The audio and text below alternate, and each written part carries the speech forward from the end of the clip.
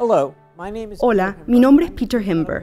Yo soy el director ejecutivo médico del Centro Regional del Condado de Orange.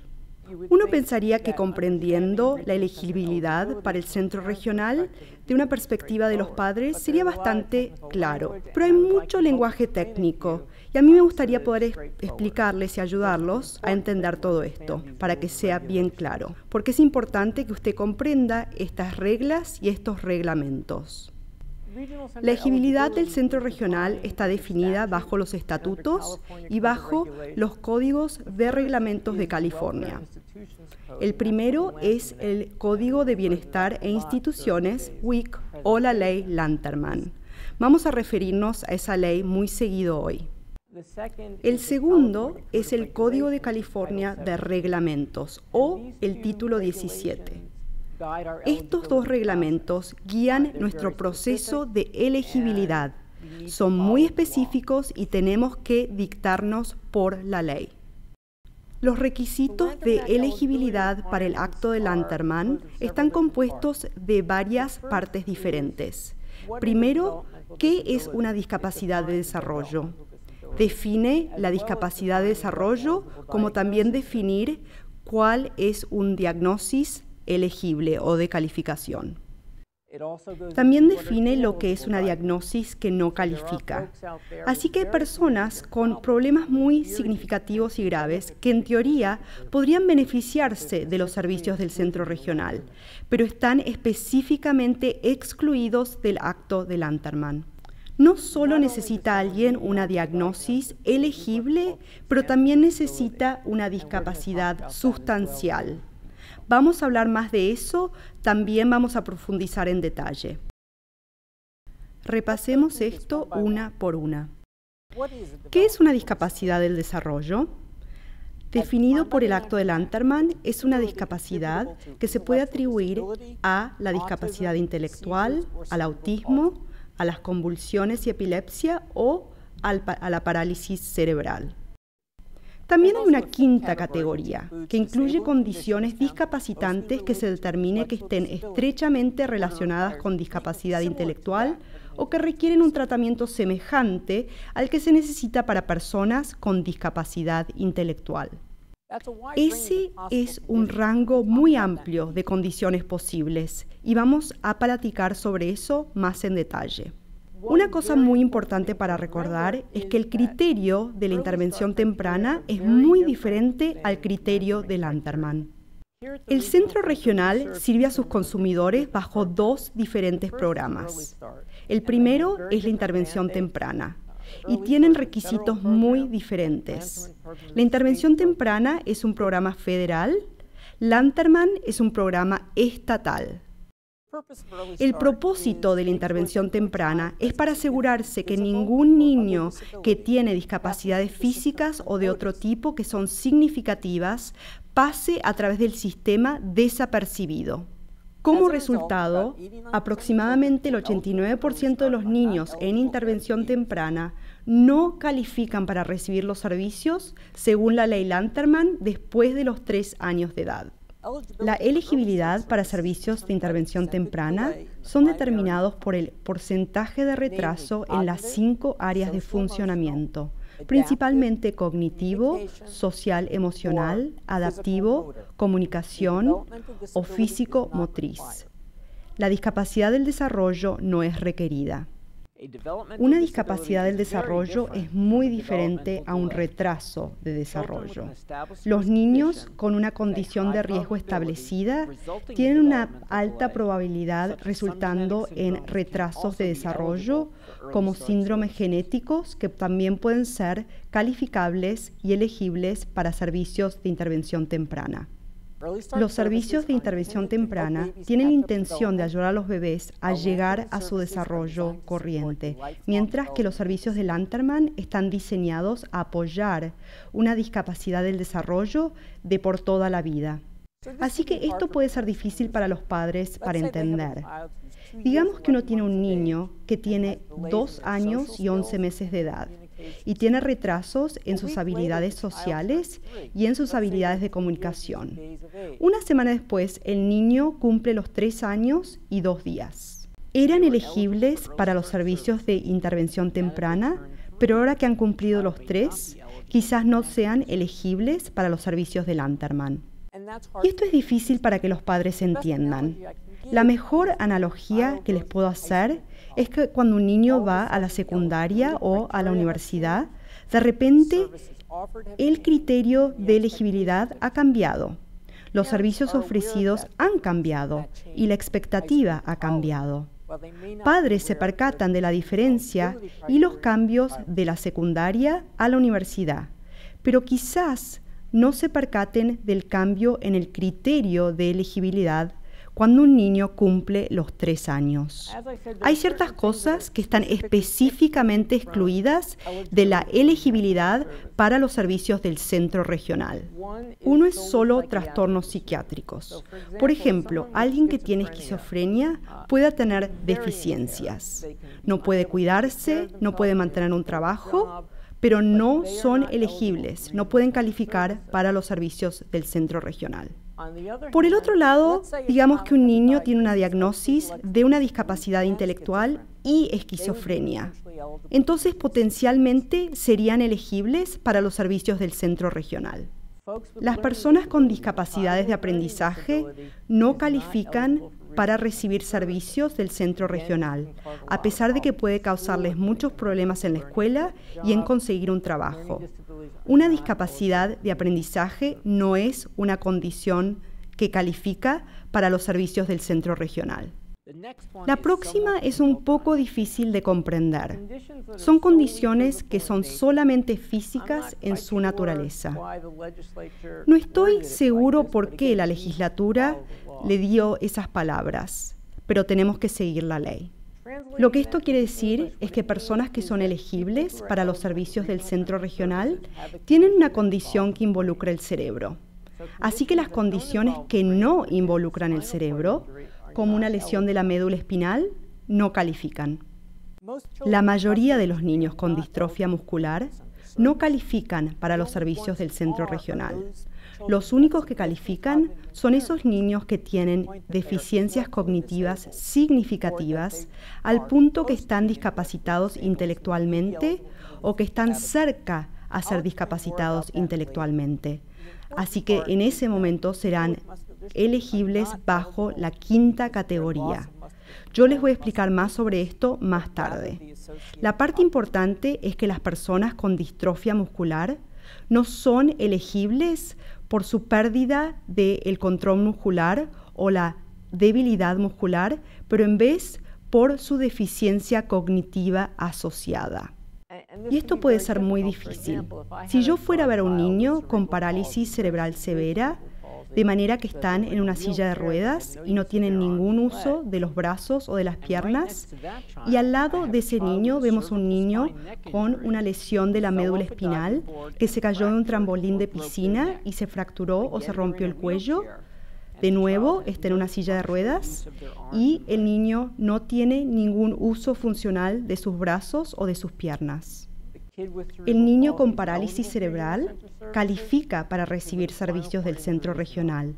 El niño con la lesión de la médula espinal no califica. ¿Por qué? Porque esa es la ley. Como les voy a hablar, hay partes de esta ley que no me agradan. Hay partes que si yo las fuera a escribir, las escribiría de manera diferente.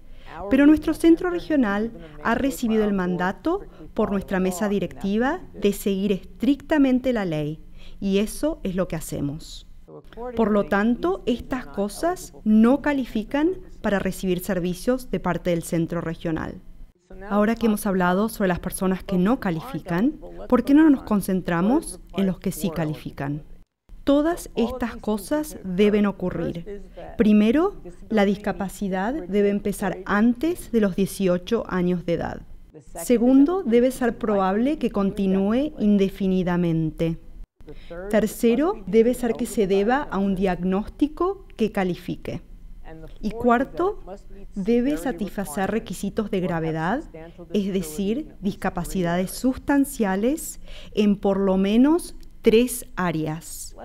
Comencemos entonces con la que dice que empieza antes de los 18 años de edad. Esa normalmente es bastante clara. Tenemos registros de escuela donde un niño ha cumplido los 3 años y tenemos buenos registros.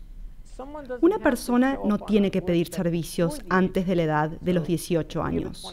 Por ejemplo, si una persona de 25 años viene a recibir servicios del centro regional y sus registros demuestran que ha tenido convulsiones epilépticas desde los 15 años, eso está bien. Por el otro lado, si esa misma persona desarrolló convulsiones epilépticas cuando tenían 18 años y 2 días, no calificarían para nuestros servicios. En el único momento que esto realmente se convierte en un desafío para nosotros es cuando las personas de países extranjeros vienen sin tener expedientes escolares o médicos. Por ejemplo, un señor de 65 años de edad de Vietnam que claramente tiene deficiencias cognitivas, pero no tenemos la razón de por qué es esa deficiencia. Eso puede ser difícil de determinar y entonces tenemos que hacer exámenes adicionales. Pero la mayoría del tiempo es bastante claro. Hablemos sobre que es probable que continúe indefinidamente. Eso es exactamente lo que el acto del Lanterman dice. Y eso es criterio exigente. Para mí decir algo de un niño de 3 años es difícil de hacer, hasta de mi propio niño de 3 años. No dice posiblemente discapacitado cuando sea ya más grande o de intentar de prevenir una discapacidad cuando son ya más grandes. Dice probable que continúe indefinidamente. Con los únicos niños que puedo hacer eso con certeza son los que tienen un síndrome genético, alguien con una deficiencia obvia y severa. Un niño típico con autismo que inicialmente estaba muy retrasado, ahora han participado en un programa de intervención temprana muy bueno. Sus padres han trabajado bien duro y están progresando muy grandemente. Puede ser muy difícil declarar que este niño ha tenido una discapacidad sustancialmente discapacitadora de desarrollo que es probable que continúe indefinidamente. Es un criterio exigente y debemos tener evidencias claras. ¿Cuáles son los otros criterios elegibles para los servicios de Lanterman? Bueno, hablamos de 4 diagnósticos elegibles: la discapacidad intelectual, el autismo, la parálisis cerebral, la epilepsia y la 5ª categoría, condiciones que son parecidas a o requieren tratamiento como el de un individuo con discapacidad intelectual. Primero, la discapacidad intelectual. Es típicamente definida como un coeficiente intelectual de menos de 70. Para los niños pequeños, un examen formal del coeficiente intelectual quizás no sea posible. En esos casos, nos volcamos en un juicio clínico para determinar si el niño tiene funcionamiento intelectual que es significativamente subpromedio. Adicionalmente a la deficiencia del funcionamiento intelectual, deben tener problemas con sus habilidades adaptivas y sus calificaciones en el comportamiento adaptivo típicamente debe ser de menos de 70. Lo siguiente es la parálisis cerebral. Es definida por 3 cosas. Primero, es un control anormal de las funciones motores y es un problema en el cerebro. Si fuera dada una lesión de la médula espinal, no sería la parálisis cerebral y no calificaría para los servicios del centro regional. Segundo, no es progresiva y tercero, es dado a un problema prenatal o perinatal. Por ejemplo, un bebé ha tenido un derrame cerebral justo después del nacimiento. Como resultado, no pueden mover su lado derecho. No sigue empeorándose. Esto es típico de la parálisis cerebral. La epilepsia es bastante clara. Son convulsiones sin control. Estos son diagnósticos elegibles para servicios del centro regional. Hablemos sobre el autismo. A través de los últimos años, el porcentaje de niños aplicando para servicios del centro regional con un diagnóstico de autismo ha aumentado mucho. Todos podemos tener algunas dificultades con nuestras habilidades sociales o de comunicación, o algunos comportamientos que parecen ser autísticos y todavía caen dentro del rango típico. Uno puede ser tímido o un poco raro, y de igual manera no reunir el criterio diagnóstico para el trastorno del espectro autista. Para ser elegibles para los servicios de Lanterman, una persona requiere un diagnóstico de trastorno autista según DSM-4-TR o un trastorno del espectro autista según DSM-5 para la elegibilidad. A las personas con diagnóstico de PDD, NOS o del síndrome de Asperger, según DSM-4, que no ha sido evaluada usando los criterios de DSM-5, se les evalúa individualmente para determinar si cumplen con los requisitos de DSM para ASD. Es importante darse cuenta que las escuelas tienen criterios de elegibilidad muy diferentes para los servicios de educación especial bajo el Código de Reglamentos de California, Título 5, comparado con los centros regionales que tienen sus servicios de Lanterman. Las escuelas solo requieren la presencia de comportamientos parecidos al autismo, no un diagnóstico formal del trastorno del espectro autista. Esto quiere decir que muchos más niños son elegibles para servicios escolares que los que son para los servicios del centro regional. Esto es porque los niños que son elegibles tienen comportamientos parecidos al autismo, pero no reúnen los requisitos del criterio del diagnóstico formal para el desorden de espectro autista bajo DSM-5. Hablemos sobre la quinta categoría. Está definida por la ley Lanterman como condiciones discapacitantes que se determine que están estrechamente relacionadas con discapacidad intelectual o que requieren un tratamiento semejante al que se necesita para personas con discapacidad intelectual. Pero estos problemas no pueden ser dados a condiciones no calificadas. Así que la persona con esquizofrenia que está viviendo en la calle y no puede mantener un trabajo y en muchas formas está deficiente, es en algunas formas parecido a un individuo con una discapacidad intelectual. Sin embargo, están específicamente excluidos de la elegibilidad de los servicios del centro regional bajo la ley Lanterman. La definición para el título 17 es bastante parecida. Otras condiciones semejantes a la discapacidad intelectual que requieren un tratamiento similar al que se requiere para personas con discapacidad intelectual. Entonces, ¿cómo es que entendemos todo esto? Primero, la legislatura no nombró todos los diagnósticos que serían elegibles bajo la quinta categoría. Dejaron que los profesionales en el centro regional tomen esas decisiones. Y esto es bueno que lo hicieron porque hay demasiadas posibilidades. Esto podría incluir lesiones cerebrales traumáticas, cirugías de cáncer cerebral y radiación. No podrían haberlas nombrado todas.